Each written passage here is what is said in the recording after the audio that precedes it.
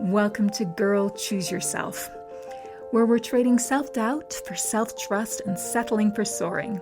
I'm Emer Zone, your host, and together we're building the confidence to create lives so deliciously bold that they scare us a little, but in the best possible way. Because life's too precious to stay cozy in our comfort zones. It's time to choose ourselves for lives that are fabulous and soulfully fulfilling. So let's go. Hey friends, a little late with the episode this week, but I want to tell you about a walk that I took in my hometown of Santa Fe earlier this week. It's pretty cold here at the moment, but the sky is always a beautiful shade of blue that New Mexico seems to do better than anywhere else on Earth.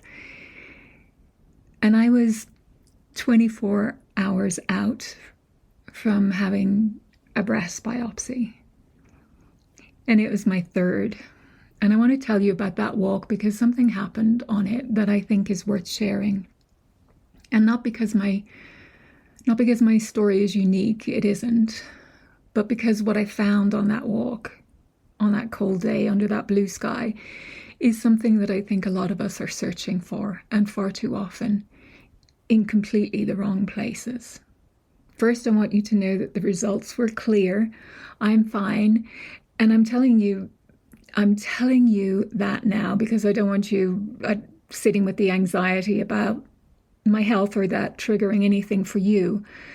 That's not what this episode is for. What this episode is for is this.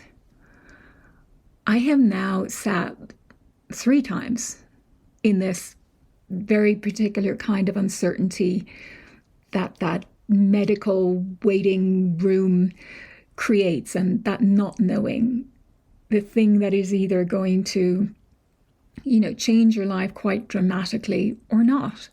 And you have absolutely no say in which way it goes. And each time, I think I have met that experience differently.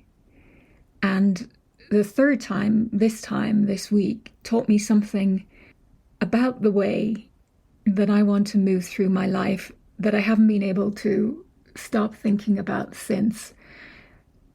So that's what we're doing today.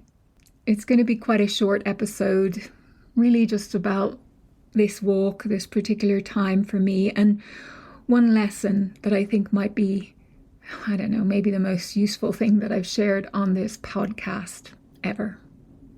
So let's jump in. The first time I got this kind of news that I needed a biopsy, I was living in Miami, and it was about 10 years ago now, I think. And I was just in complete shock. I just totally unexpected. It's that kind of shock when your body goes really still and your mind starts sprinting in the opposite direction, maybe. And I don't know if you've read my second book, Choose Yourself, you'll know that I grew up in a family where cancer was not an abstract thing. My father died of cancer. I know how that word kind of fills a room, what it does to a family, what it does to a young child watching it unfold in a family. So when the first biopsy came, I went straight there immediately. It was like the worst case scenario, which just felt familiar to me considering the family background. It just felt inevitable. Like I already knew how that story ended because I had lived my version of it through my childhood. And the second time when it happened, and that's about, how long is the second? Maybe it's about 5 years ago now. I was more prepared in theory. I'd already heard those words like, we're a little concerned and would like to take a closer look. But that second time they took biopsies from both breasts, and there was something about that, about the doubling of it, 2 areas, 2 unknowns, 2 results that I was waiting for, that made the anxiety louder, not quieter. And I managed it, but it was very white knuckling. And I remember getting the results that time, and I was on just beginning a car trip. We were driving from Santa Fe to San Diego for a vacation, and I'd already delayed, or I'd cancelled a trip that I was going to take to Ireland for my sister's 50th birthday because this was all going on. And I just remember the relief of getting the results on my cell phone, the doctor calling me and going, everything's fine. And that made that vacation quite different. This week was different. From the moment the words landed, I was already in the hospital. I was in the hospital this Monday. I'd been called in for what they call a targeted ultrasound to look at 2 areas of concern from an MRI that I had last week. So there was no kind of buffer. There's no journey home to process it. It was just there in the room after they do the ultrasound. You're still in that gown, in that sort of vulnerable physical state, receiving this news. And I was surprised because the MRI is like the most sensitive scan available, and there hadn't been an immediate sort of red flag. My GP, my primary care physician, had a look at it, and he'd left me a voicemail going, yeah, give me a call, Emer, it looks good, no worries. So when they said they wanted to biopsy one area, I sort of felt it land like this tightness in my throat. I don't know if you're familiar with that. But underneath that, there was something else. And it felt steadier. I didn't feel the emotions that I'd felt before of sort of crying and just trying to keep it together. That wasn't there. It was kind of an acceptance, like, let's look, yeah, let's find out. But I'm not going to the worst case scenario, like not this time. That's not what I'm doing. I'm 56 years old now, and a close family member had received a serious diagnosis in this category at age 56. And that had been sort of hanging on my mind. And I'm not unaware of what that number means, in the context of my body, my history. And still, something in me sort of chose differently this time. Like, it wasn't perfect, saint-like acceptance, what will be, but there was a calmness. It was different. There was moments of fear surfacing, but it was different. The biopsy was scheduled for the following morning, like 8 a.m. on Tuesday. I was back in to have this biopsied. But I want to describe to you the walk that I took while I was waiting for that. It was evening of, so it was Monday late afternoon this week. Sort of had that news, okay, we're going to take a closer look. We want you in for a biopsy. Come first thing tomorrow. They told me to expect the results on the Thursday afternoon, so yesterday afternoon at the earliest. So, I had time, like 2 days of not knowing, between that procedure and the answer. And I went for this walk, and it was, like I say, it was cold, not bitter, but that kind of high desert cold that makes you kind of feel awake and alert. And the beautiful blue sky that I still haven't really gotten used to, even after living here for over 10 years. And it's so blue that it feels almost, aggressively blue. And I'm somebody who grew up under grey skies in Ireland, so it always evokes a sense of wonder for me. And I'm walking, and I just consciously drop my shoulders. I remember doing that so consciously, feeling them release, and like my shoulder blades travel down my back, and just thinking, stay there. And as I was walking, I just noticed everything.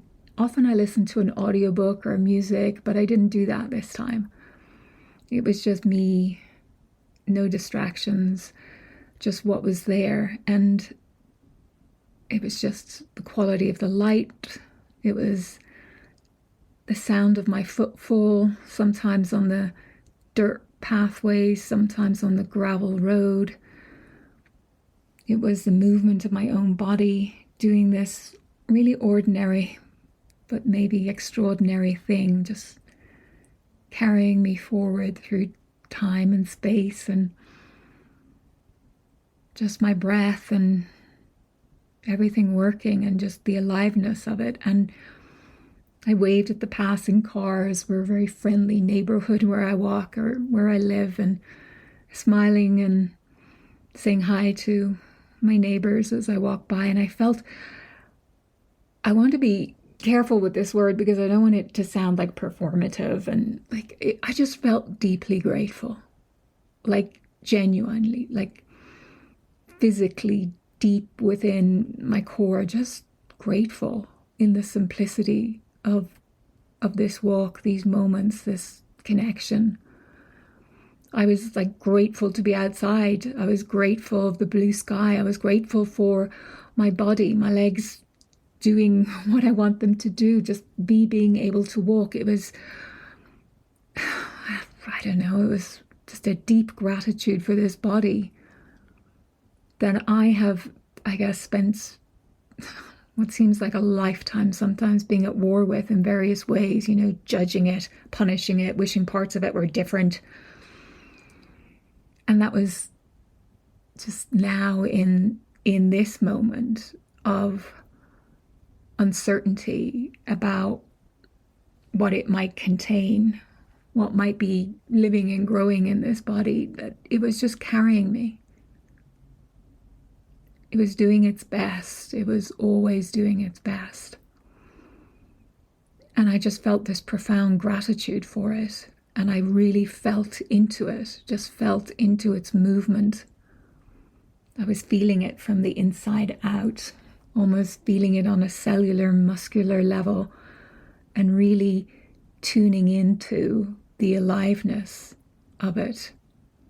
And somewhere on that walk too, I really felt my breath. I mean, not as some technique, not as trying to control it or make it better or deeper, or not as some box to tick, but just this feeling of aliveness, that I'm alive. Like I came into this world on an in-breath, and I will leave it on my last out-breath. And I was just really present with my breath, feeling it as it was, as it is.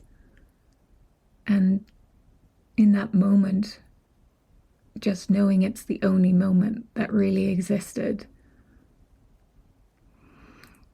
And the result was coming, yes, on Thursday. It would be what it would be.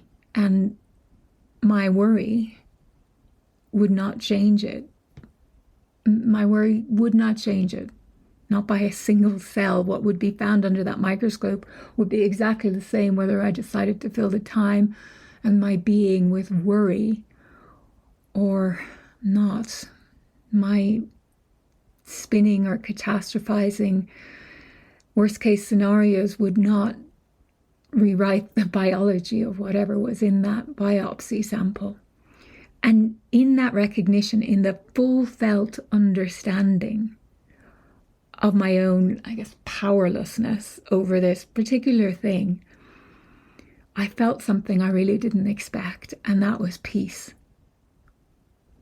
And not like I don't care, but peace of someone who really just looked at the fear directly and said, I see you.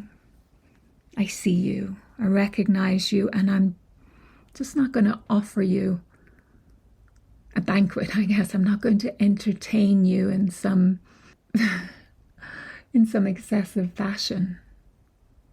The biopsy was on Tuesday morning. I went. It was very straightforward. I came home, and then I waited, and then on Wednesday afternoon, I noticed I had a voicemail, and it was from that office of the place where I had gone to get the biopsy. And I listened to that message. I couldn't believe that I'd missed it.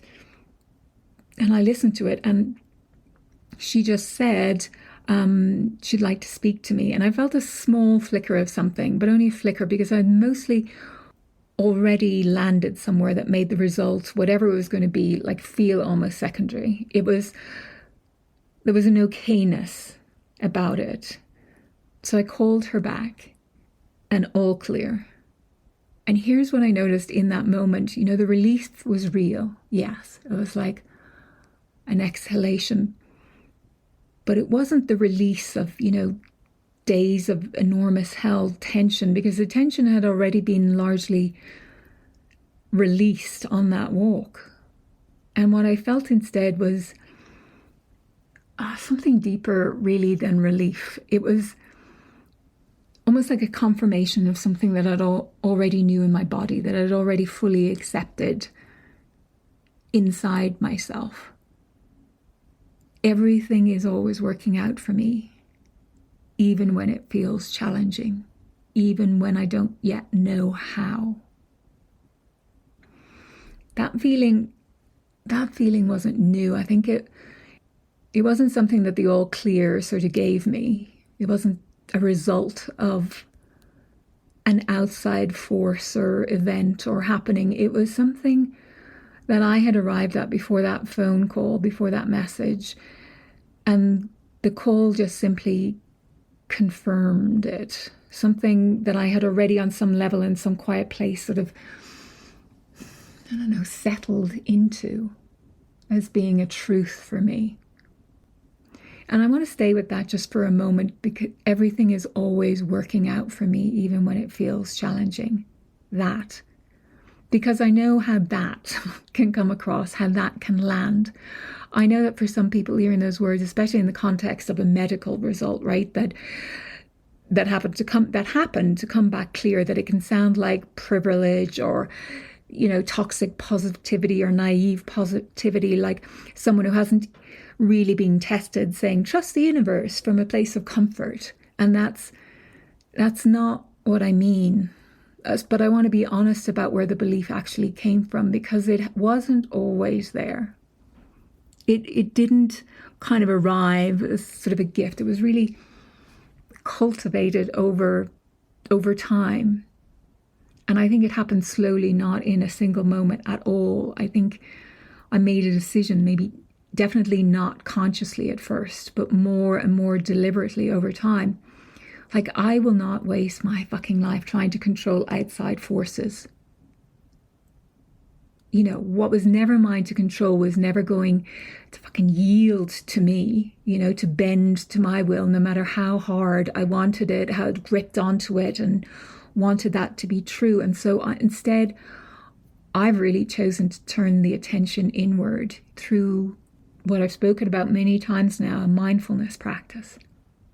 Through that slow, sort of patient, very unglamorous world of building an interior landscape that could really hold me, gently hold me and support me, not as a fortress against what might happen, not something like tight and protective that only becomes a cage, but as really a foundation steady enough so that I'm able to meet and be with whatever comes my way.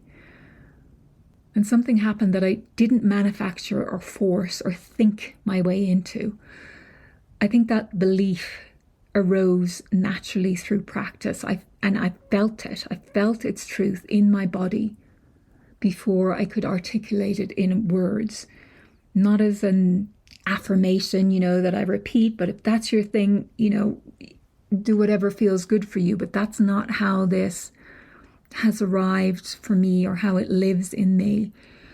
It's not a reframe that I chose because the alternative was scary or frightening or I didn't want it to be true, but it's something that really reveals itself when I stop trying to control outside forces, stop trying to make something bend to my will.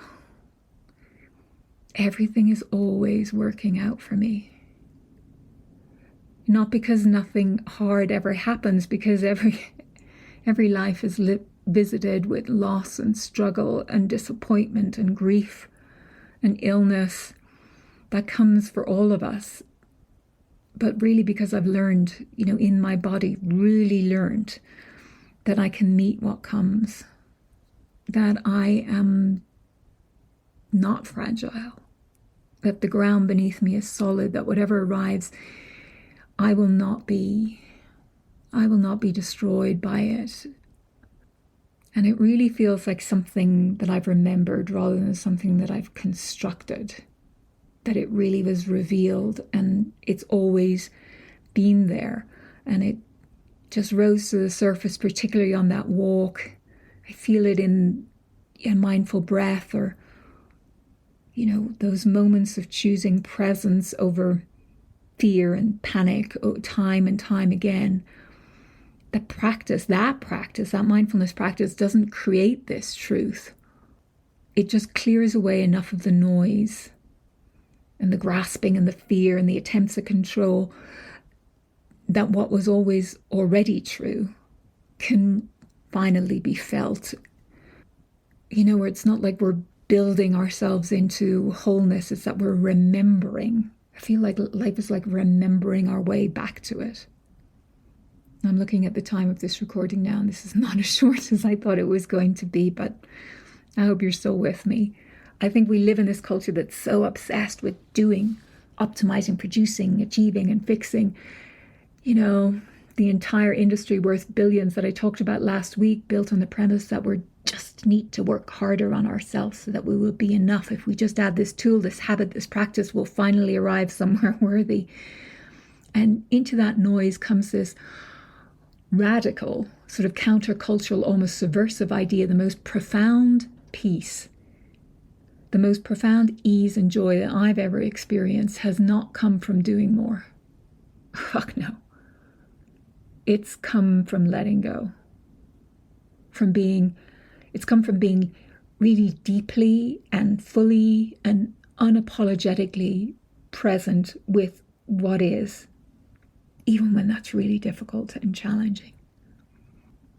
Our minds are just so powerful, but left to its own devices, our mind will run wild and make us anxious. It will make us miserable. It will spin. It will catastrophize. It will rehearse. It will replay.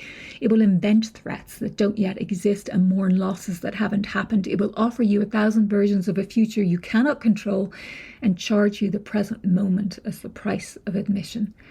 And what I have found, what this walk and this experience this week and years of mindfulness practice have shown me is that you do not have to pay that price. You can notice the worry. You can see it arrive. You can see that fear. You can acknowledge it without inviting it to sit down and, laying out a big extravagant banquet for it, without letting it run the show.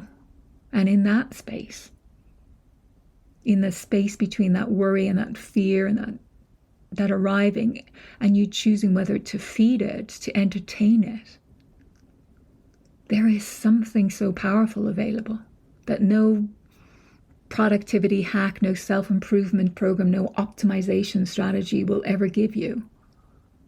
Presence, peace, and a deep felt sense of your own okayness. Learning to be with what is, really be with it in your body, like not just as a fucking concept. That is the most powerful thing available to any of us. That is the ultimate life hack. And I use that phrase deliberately with full awareness of its absurdity, because I want you to hear this in a culture that will sell you everything except the one thing that actually works. Stillness is the real revolution. Presence is the practice. And you already have everything you need for it. I don't know what your particular waiting room might look like for you right now. Maybe it's like mine was this week and last week. Maybe it's medical. Maybe it's a job, a decision, a relationship, a conversation that you're dreading. Maybe it's something you can't even put a name to just yet. Just kind of a low hum of anxiety that you feel in your body, in your gut, that follows you around. and just waits for those quiet moments to kind of amplify and hijack your mind and your thoughts. Whatever it is, I want to offer you what that really important walk gave me on Monday. Not the blue sky, not the result, but the recognition that your worry will not change what's already true. That the thing you're most afraid of is either happening or it isn't, and your suffering in advance will not alter it by a single degree. And that underneath that fear, underneath the spinning, underneath the need to know and control and prepare, there is a place. There is a place in you. There's a place in all of us that is already okay. It's okay. That has always been okay. That knows that if you can get still enough to feel it, that everything truly is always working out, even when it's hard. Even when you don't yet know how. That place is not something you have to earn or strive for or build or deserve. It's something that's always there and that we remember our way back to, one breath at a time. It's been a weird week for me. I'm sorry our episode is a bit late this week. I hope it has found you and served you in a way that feels good for you. I'll see you next time. Take care. Bye. Thanks so much for tuning into the episode this week. I hope you got a lot out of it, and if you did, please share it with somebody who you feel would benefit. And leave a review. Always greatly appreciated. Lots of free and paid resources to take things a step further. You can find those in the show notes. And hey, if nobody's told you this yet today, you are amazing, and the world is a far more beautiful place because you're here with us all. Stay cool. Bye.